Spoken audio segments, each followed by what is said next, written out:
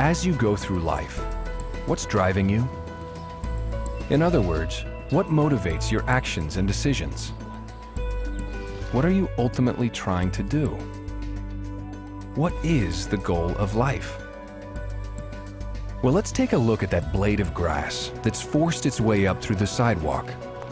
What's it doing? It's surviving. Just like every living thing, including you. It's as if every living thing is obeying one basic command, and that command is to survive. Survive is the one thing common to all life. Now, it's not a new thought that man is surviving, but it is a new discovery that man is ultimately and only trying to survive. It's the motivating force behind all of your activities. Everything you do, every thought, every decision, and every behavior, everything is driven by your urge to survive. And it's important to understand this because it has everything to do with how your mind thinks, as you'll soon see. Now, survival is not just a matter of being alive one moment and dead the next. You're not only trying to live as long as possible, but as well as possible.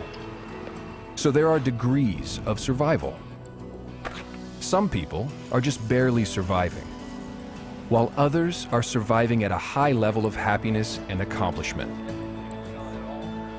How well are you surviving? To understand how well you're surviving, you'd have to know what you're surviving for. Now, you might think you're surviving only for yourself, or perhaps you think you're surviving for the sake of sex and reproduction.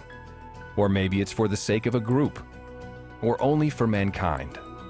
Well, none of these factors alone can explain all your activities.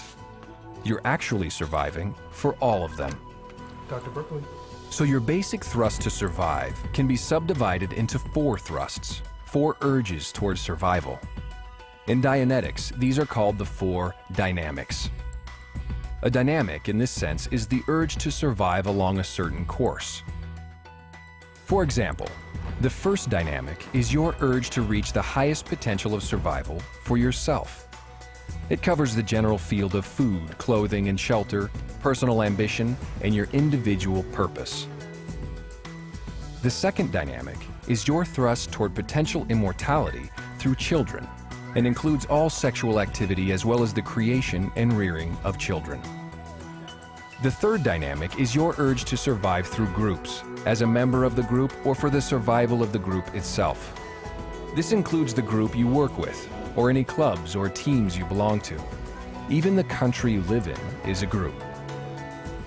The fourth dynamic is your urge to survive for mankind, or the urge of all mankind to survive. If you're operating at your optimum, you would be seeking to survive as best as possible along all 4 of your dynamics.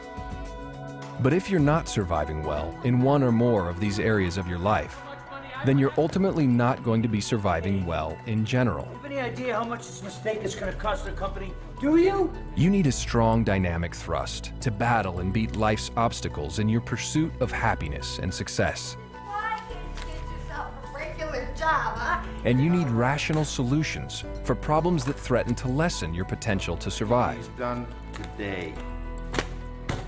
If you were functioning at your absolute optimum, your thrust would be very strong. A person who is cleared of the effects of his reactive mind operates in this manner. His solutions for the problems he faces are rational and survival-oriented, because nothing is throwing off his computations. We can do this, people! Good work, guys, good work! But when the reactive mind enters irrational information into those calculations, irrational thoughts and decisions result. You find yourself behaving in ways that hurt some or all of your dynamics. In this way, your urge to survive actually ends up hurting your survival. That's because your reactive mind thinks very differently than your analytical mind does. In fact, there are actually 3 kinds of thought, as you are about to see.